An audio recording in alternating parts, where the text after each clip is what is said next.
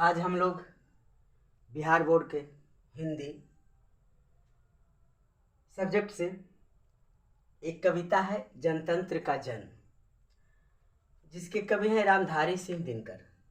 सबसे पहले हम लोग रामधारी सिंह दिनकर के बारे में कवि परिचय जान लें, क्योंकि कवि परिचय से ऑब्जेक्टिव क्वेश्चंस आते रहते हैं। दिनकर, कवि दिनकर को बारे में कौन नहीं जानते होंगे, क्योंकि ये राष्ट्र कवि हैं। ये राष्ट्र कवि हैं। राष्ट्र कवि किन्हें कहा जाता है, तो दिनकर को।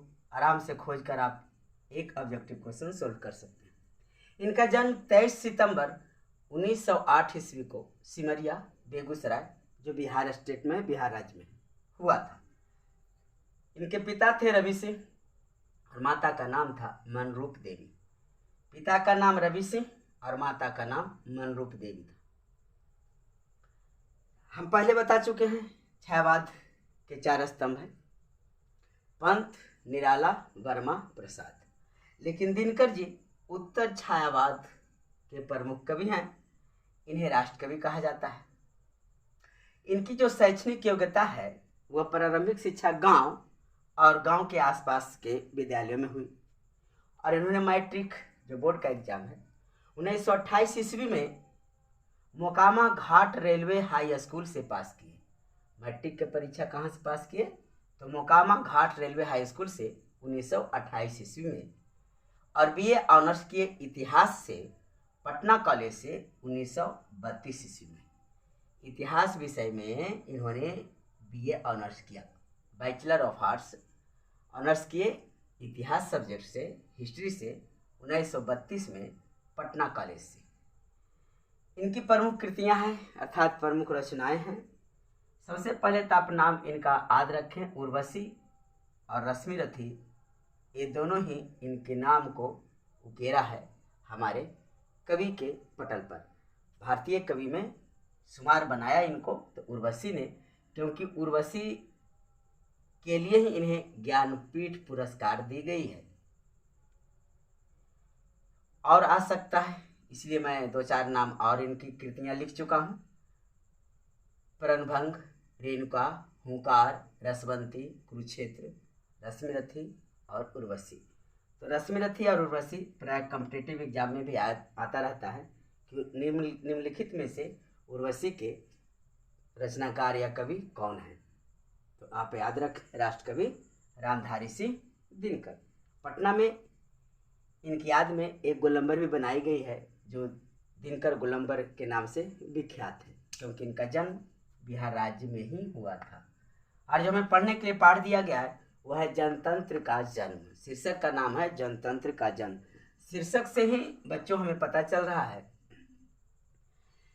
कि यह कविता उस वक्त लिखी गई होगी जब हमारा देश स्वतंत्र हो गया था। लेकिन हम जानते हैं कि हमारा संविधान बनने में 2 वर्ष 11 माह और 18 दिन लग गए थे। संविधान को निर्माण होने में 2 वर्ष 11 माह 18 दिन लग गया और 26 जनवरी 1950 को हमारा देश गणतंत्र घोषित हुआ। इसी पीरियड इन्होंने यह कविता लिखी, जिस कविता का नाम है जनतंत्र का जन्म, जिसे हम लोग आज पढ़ने जा रहे हैं। तो मैं आज की वीडियो में जनतंत्र के जन्म का भावार्थ, अर्थ समझाऊंगा। बड़े सरल भाषा में प्यार से आप उसे समझेंगे। अगर पूरी कविता आपको समझ में आ जाती है, उसका अर्थ समझ में आ जाता है, तो आपका एक भी प्रश्न, एक भी सवाल नहीं छूटेंगे। ये मेरा दावा है। तो हम लोग जनतंत्र का जन्म रामधारी सिंह दिनकर द्वारा रचित पाठ पढ़ेंगे। पहला स्टेंजा है, जो पहला चौपाई दी गई है। सदियों की ठंडी बुझी राख सुगबुगा उठी, मिट्टी सोने का ताज पहन इठलाती है। 2 राह समय के रथ का घर घर नाद सुनो, सिंहासन खाली करो कि जनता आती है।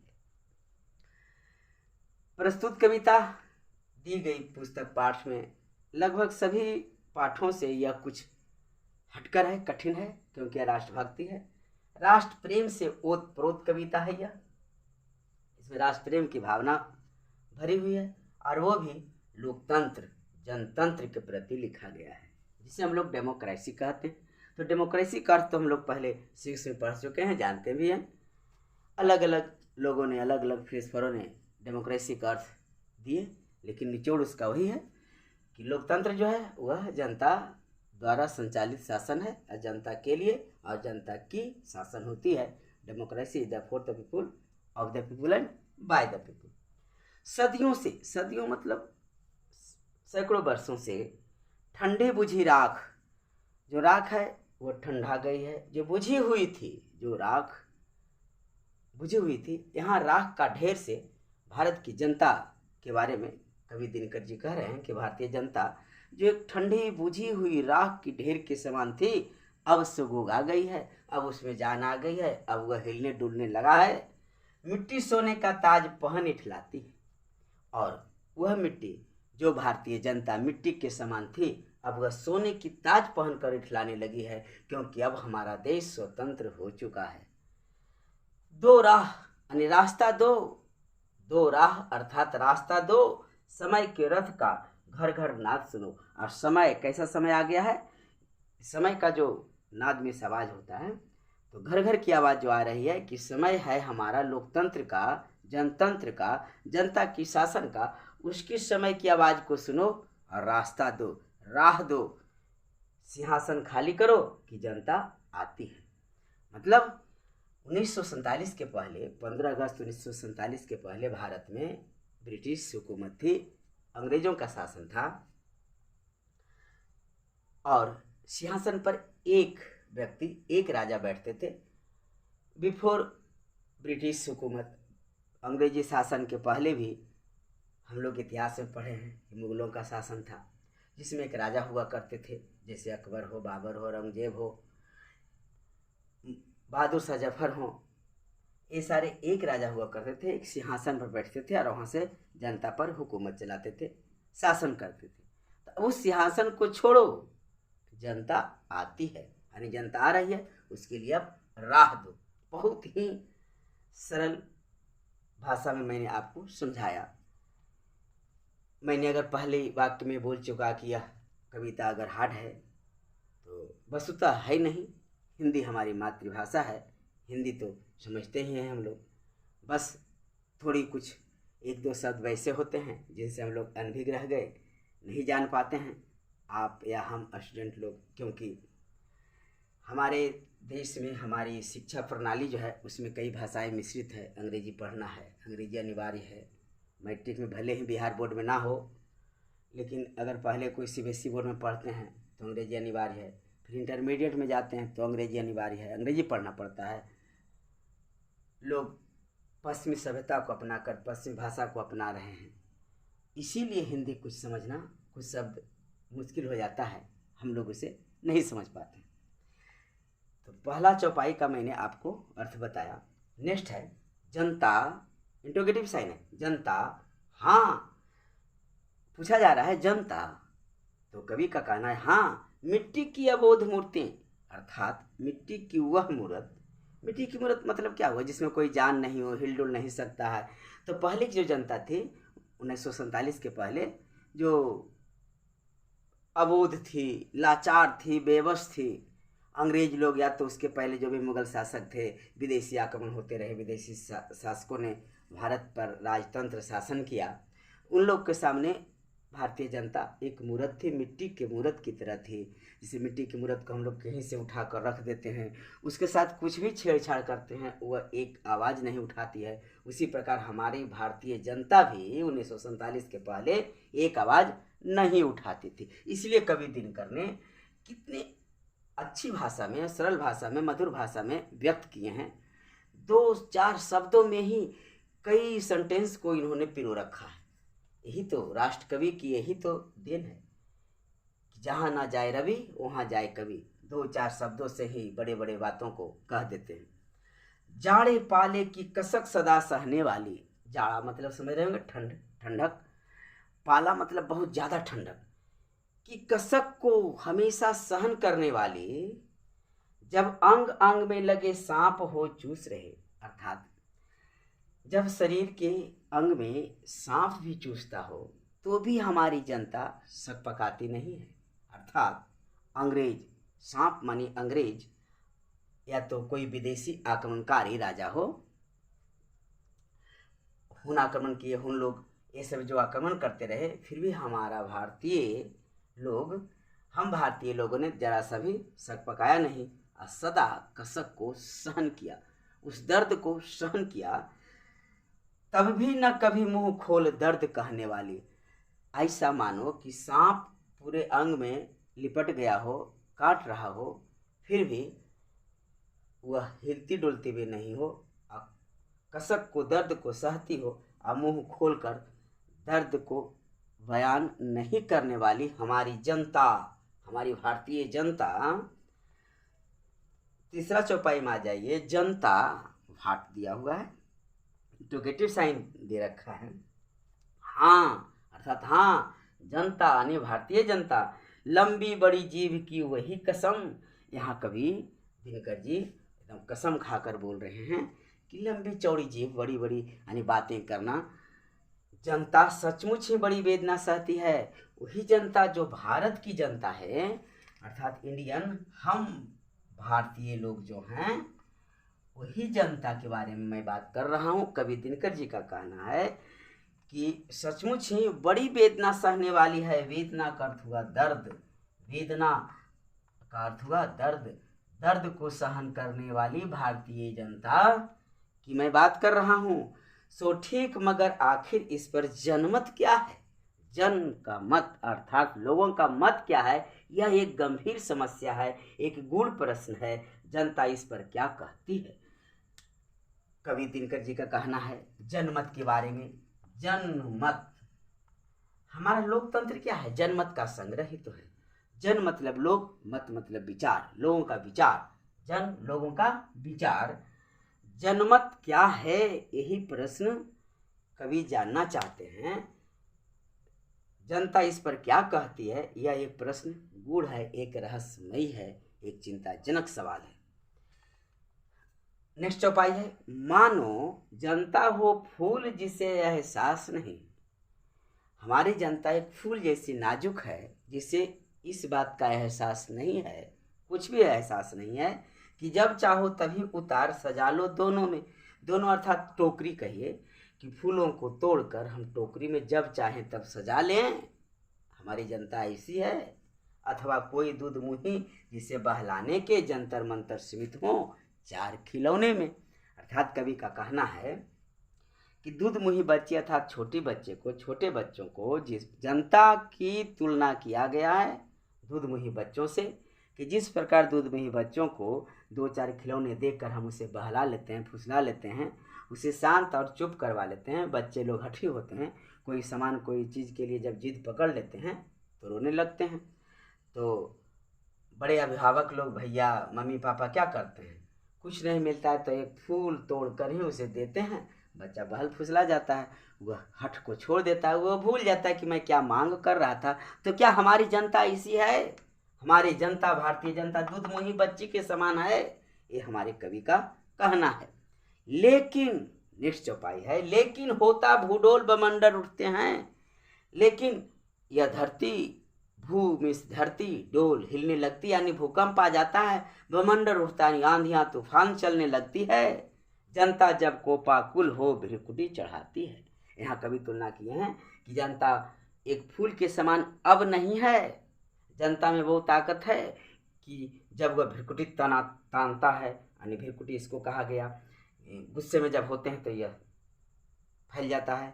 तो जब भ्रिकुटी को तानता है जनता तो यह भूडोल आ जाती है, धरती हिलने लगती है, बमंडल चल उठता है। इतनी पावरफुल, शक्तिशाली हमारी भारतीय जनता है। दोरा रास्ता दो, समय के रथ के पहिए के जो घर घर की आवाज़ है उसको सुनो। अब समय आया है जनता के इस सिंहासन तक आने की, इसे रास्ता दो और सिंहासन खाली करो कि जनता आती है। अब सिंहासन को खाली करो, अब हमारी जनता, हमारी भारतीय जनता इस सिंहासन पर बैठने के लिए आ रही है। नेक्स्ट चौपाई है, हुंकार के महलों की नींव उखड़ जाती। जब हमारी जनता अर्थात जब भारतीय जनता हुंकार भरती है, आवाज़ उठाती है, तो महलों की, घरों की नींव तक हिल जाती है। नींव मतलब जो हम लोग क्या करते हैं, दीवार जब बनाते हैं तो गड्ढा खोद कर डालते हैं ना, नींव, जड़ें, जड़ें तक हिल जाती है सांसों के बल से। अर्थात जनता की जो सांसें जब चलती है, सांस का आना और जाने, जो हम सांस छोड़ते हैं, मात्र सांस छोड़ने की तेज हवा से के बल से ताज भी हवा में उड़ जाता है। ताज मतलब मुकुट। सिंहासन पर बैठे हुए राजा के मुकुट भी हमारी जनता की सांस की तेज हवा से उड़ जाती है। जनता की रोके राह, समय में ताव कहाँ। ऐसा समय में ताव यानी शक्ति नहीं है, समय में भी शक्ति नहीं है कि हमारी जनता को वह रोक सके, उसकी राह को रोक सके। वह जिधर चाहती काल उधर ही मुड़ता है। काल में समय हो गया। जनता जो चाहती है समय भी उधर ही करवट ले लेता है, समय भी जनता की तरफ ही मुड़ जाती है। नेक्स्ट चौपाई है, अब्दों शताब्दियों सहस्त्राब्द का अंधकार। अर्थात वर्षों, सैकड़ों वर्षों, हजारों वर्षों, अब्दों में वर्षों, शताब्दियों में सैकड़ों वर्षों, सहस्त्राब्दों में हजारों वर्षों का जो अंधकार फैला हुआ था, अर्थात हमारे भारत पर उन्होंने, विदेशी आक्रमणकारियों ने जो शासन किया, आक्रमण किया, लूटा, भारतीय लोगों को लूटपाट किया, सोने की चिड़िया कहे जाने वाली भारत को लूटा। जो हजारों साल से जो अंधकार फैला हुआ था भारतवर्ष में, बीता, अब वह बीत गया है। अंधकार अब दूर हो गई है। गवाछ अंबर के दहके जाते हैं और अंबर में आकाश में एक दरवाजे की तरह, खिड़की तरह खुल गई है और आसमान से सूरज, चांद और सितारे की जो रोशनी है वह अब इस पृथ्वी पर, इस धरा पर आ रही है। यह और कोई नहीं है बल्कि जनता के स्वप्न है, सपना है हमारी भारतीय जनता का। चिरते तिमिर का वक्ष उमड़ते आते हैं और भारतीय जनता का जो स्वप्न है वह तिमिर में अंधकार के वक्ष को, हृदय को चीरता हुआ प्रकाश इस धरा पर अब फैल रही है। अगला चौपाई है, सबसे विराट जनतंत्र जगत का आ पहुंचा। हम लोग सीरीज में पढ़े हैं कि विश्व के सबसे विराट यानी विशाल यानी बड़ा जनतंत्र, लोकतंत्र, जनमत का संग्रह कौन है? तो भारत है। सबसे ज़्यादा वोट, सबसे ज़्यादा चुनाव में जो भाग लेते हैं जनता, वह भारत की ही जनता है। वैसे आप कहेंगे कि चाइना पॉपुलेशन में विश्व का नंबर 1 है, लेकिन फिलहाल इस बार जब मतगणना हुई जनसंख्या का, तो भारत अब नंबर 1 पर आ गया है, चीन को भी पीछे छोड़ दिया। विश्व का सबसे अधिक जनसंख्या वाला देश भारत हो गई है। जब नहीं भी था तो भी जनतंत्र सबसे बड़ा भारत का ही था। भारत का संविधान भी विश्व के और किसी भी देशों से बड़ा संविधान है। उसका कारण है क्योंकि यहाँ विभिन्न संप्रदाय, जाति, धर्म के लोग रहते हैं, क्षेत्रवाद है, भाषाएं हैं, जिसके कारण ही संविधान में सूची अनुसूची जोड़ा गया, सभी के अधिकार और कर्तव्य दिए गए, जिसके कारण संविधान हमारी बड़ी हो गई। खैर, सबसे विराट जनतंत्र जगत का, इस जगत का, इस संसार का सबसे विराट जनतंत्र आ पहुंचा है। 33 कोटि, कोटि का मतलब होता है करोड़। उस समय जब भारत स्वतंत्र हुआ था 1947 में, तो उस समय भारत की जनसंख्या आसपास थी 33 करोड़ की।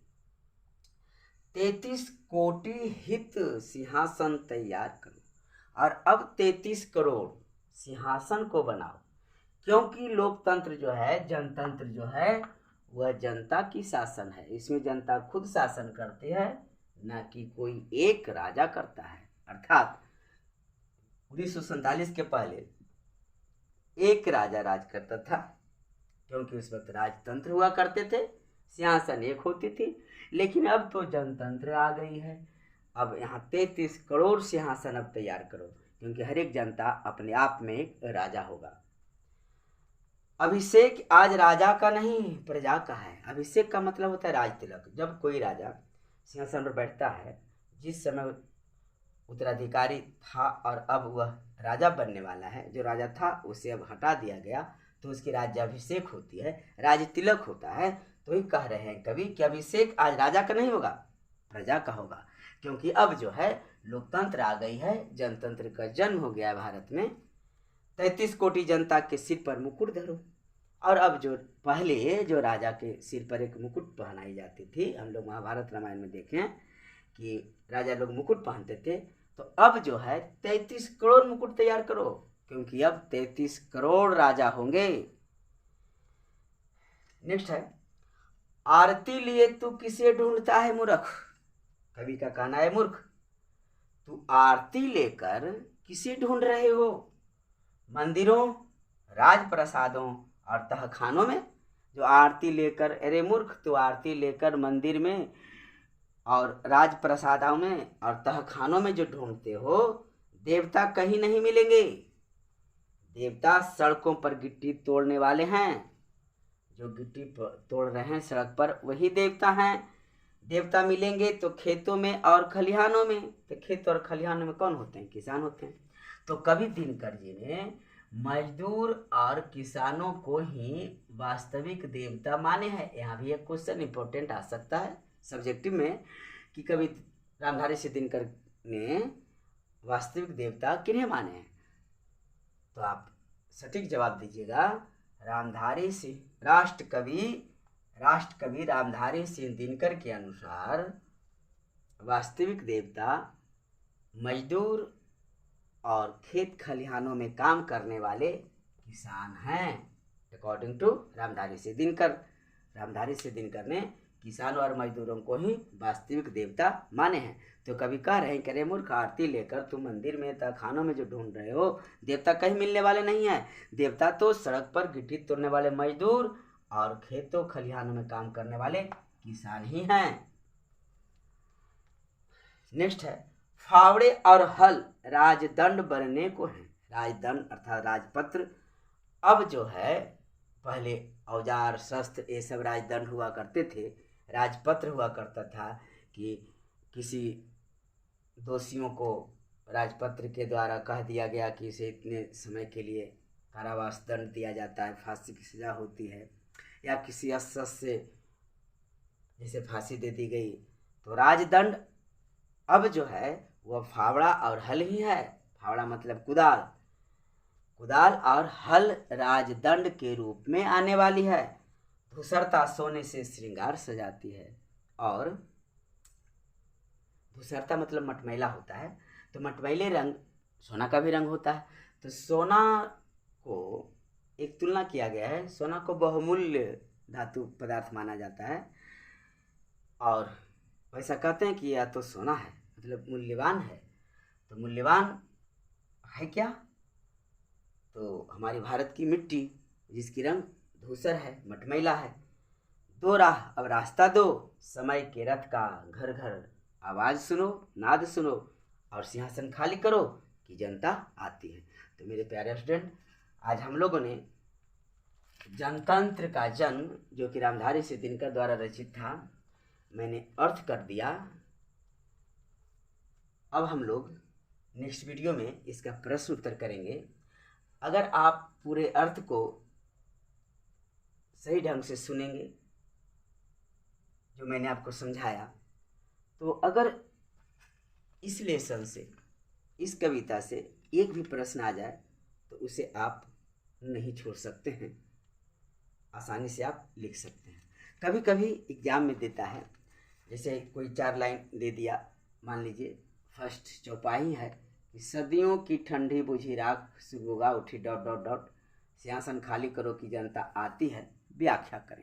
तो हमें लिखना होगा, प्रस्तुत पंक्तियां हमारे पाठ्य पुस्तक के जनतंत्र का जन्म शीर्षक कविता से ली गई है, जिसके कवि राष्ट्रकवि रामधारी सिंह दिनकर हैं। प्रस्तुत पंक्तियों में या प्रस्तुत पंक्तियों के माध्यम से कवि कहना चाहते हैं कि उसके बाद 4 लाइन का अर्थ हमें लिख देनी है, हो गया भावार्थ। इस प्रकार से हम लोग जब अर्थ को समझ लेते हैं तो भावार्थ भी आराम से हम लोग बना सकते हैं।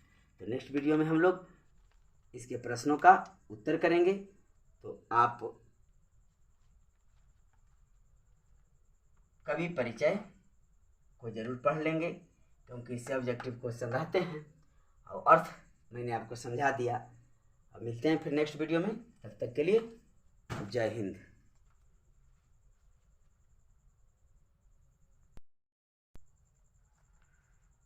जनतंत्र का जन्म का हम लोग अर्थ समझ लिए। अब मैं चौपाई जो इसमें दी गई है 1 2 3 4 5 6 7 8 9 चौपाई है, चारों चौपाई का मैं अर्थ लिख देता हूँ ताकि आप आराम से अपने घर पर वीडियो देखकर समझ सकें, अगर ज़रूरत हो तो उसे लिख भी सकें। फर्स्ट चौपाई है सदियों की ठंडी बुझी राख सुगबुगा उठी।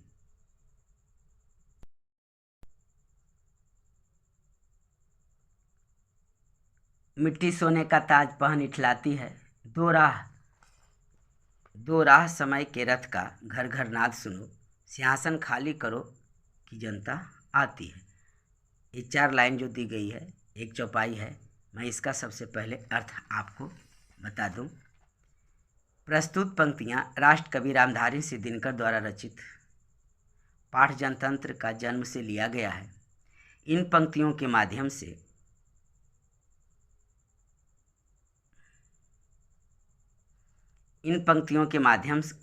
कवि दिनकर ने कहे हैं कि ठंडी और बुझी हुई राख में सुगबुगाहट दिखाई पड़ रही है, अर्थात क्रांति की चिंगारी भड़क उठी है। मिट्टी यानी जनता सोने की ताज पहनने के लिए व्याकुल है। राह छोड़ो समय के रथ के पहियों की घर घर आवाज़ सुनाई दे रही है। सिंहासन खाली करो कि जनता आ रही है। दूसरा चौपाई है जनता हाँ मिट्टी की अबोध मूर्तें वही, जाड़े पाले की कसक सदा सहने वाली, जब अंग अंग में लगे सांप हो चूस रहे, तब भी न कभी मुंह खोल दर्द कहने वाली।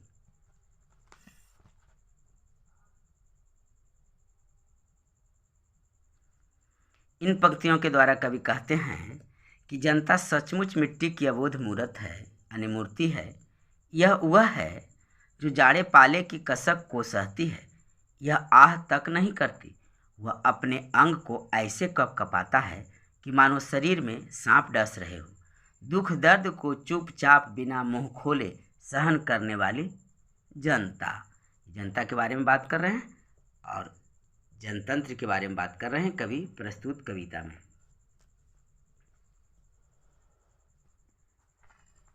तीसरा चौपाई है जनता हाँ लंबी बड़ी जीभ की वही कसम, जनता सचमुच ही बड़ी वेदना सहती है। सो ठीक मगर आखिर इस पर जनमत क्या है। कभी कसम खाकर कहते हैं कि आखिर जनमत क्या है प्रश्न गूढ़, जनता इस पर क्या कहती है। प्रश्न बड़ा रहस्यमयी है। इन पंक्तियों के द्वारा कवि दिनकर कहते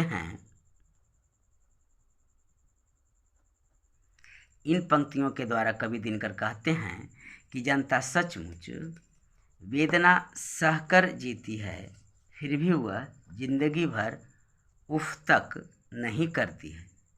कवि कहते हैं कि लंबी चौड़ी जीभ की बातों पर विश्वास किया जाए, जनता सचमुच ही पीड़ा सहन करती है। जनता के द्वारा कवि यह जानना चाहते हैं कि जनमत का क्या अर्थ है। यह प्रश्न बहुत ही गंभीर है। मानो जनता हो फूल जिसे एहसास नहीं, जब चाहो तभी उतार सजा लो दोनों में, अथवा कोई दूध मुही जिसे बहलाने के जंतर मंतर सीमित हूँ 4 खिलौनों में।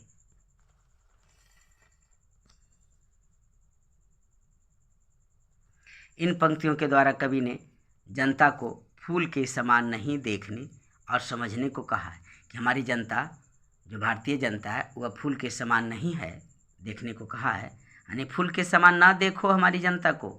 कवि कहते हैं कि जनता फूल नहीं है कि इसे जब चाहो तब सजा लो, या फिर कोई दूधमुही बच्ची नहीं कि इसे 2-4 खिलौने देकर बहला दो। दूधमुही बच्चे किसे कहे हैं? तो भारतीय जनता को हृदय सेवा और प्रेम से ही जीता जा सकता है। लेकिन होता भूडोल बमंडर उठते हैं, जनता जब कोपाकुल हो भ्रिकुटी चढ़ाती है, यानी गुस्सा कर, कोपाकुल मतलब गुस्सा कर भ्रिकुटी को चढ़ाती है। दोरा समय के रथ का घर घर नाद सुनो, सिंहासन खाली करो कि जनता आती है।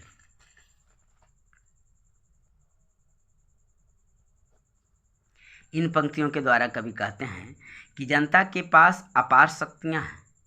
जनता जब हुंकार भरती है तो पृथ्वी हिलने लगती है, बमंडर सा आ जाता है। जनता के हुंकार के सामने कोई टिक नहीं पाता है। जनता की राह को कोई रोक नहीं सकता है। सुनो, जनता रथ पर सवार होकर आ रही है, उसकी राह को छोड़ दो और सिंहासन खाली करो, क्योंकि जनता आ रही है। हुंकारों से महलों की नींव उखड़ जाती, सांसों के बल से ताज हवा में उड़ता है। जनता की रोके राह, समय में ताव कहाँ, वह जिधर जा चाहती काल उधर ही मुड़ता है। इन पंक्तियों के द्वारा कवि दिनकर कहते हैं कि जनता की हुंकार से, जनता की ललकार से महलों की नींव उखड़ जाती है। जनता की सांसों के बल से राजमुकुट हवा में उड़ते हैं। समय में इतनी शक्ति नहीं कि जनता की राह को रोक सके।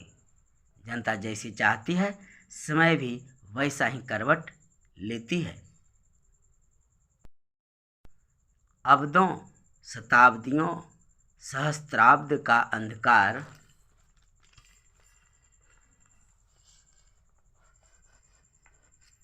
बीता गवाछ अंबर के दहके जाते हैं। यह और नहीं कोई जनता के स्वप्न अजय, चीरते तिमिर का वक्ष उमड़ते आते हैं। इन पंक्तियों के द्वारा कवि कहते हैं कि वर्षों, सैकड़ों वर्षों, हजारों वर्षों का अंधकारमयी समय बीत गया। यह जनता का स्वप्न है जो अंधकार को चीरते हुए धरा पर उतर रहे हैं।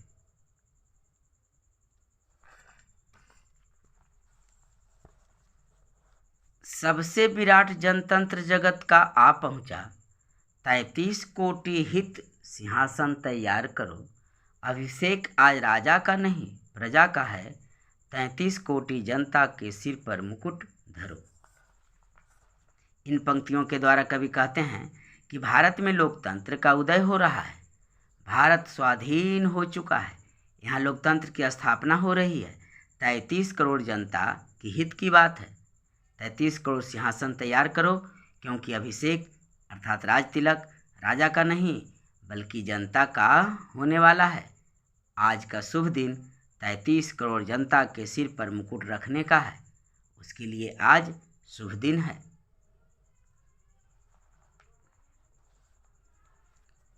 आरती लिए तू किसे ढूंढता है मूर्ख, मंदिरों राज प्रासादों में तहखानों में देवता कहीं सड़कों पर गिट्टी तोड़ रहे, देवता मिलेंगे खेतों में खलिहानों में। इन पंक्तियों के द्वारा कवि कहते हैं कि हम आरती लेकर मूर्ख बनकर किसे ढूंढ रहे हैं। मंदिरों, राजमहलों, तहखानों में देवता नहीं मिलेंगे। वास्तविक देवता तो सड़कों पर गिट्टी तोड़ने वाला मजदूर और खेतों में काम करने वाला किसान है। अर्थात कवि ने जनता को वास्तविक देवता कहे हैं।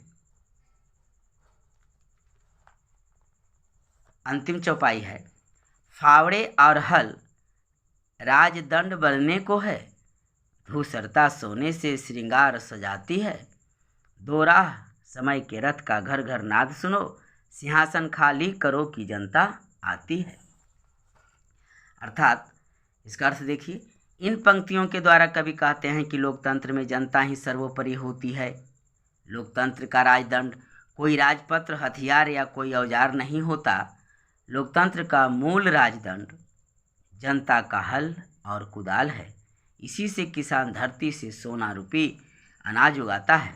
धरती की धूसरता का श्रृंगार आज सोना से सजा हुआ है, अर्थात धूल ही स्वर्ण है, अर्थात सोना है। रास्ता शीघ्र दो, जनता आ रही है। तो फिर मिलते हैं हम नेक्स्ट वीडियो में इसके प्रश्न उत्तर के साथ। जय हिंद।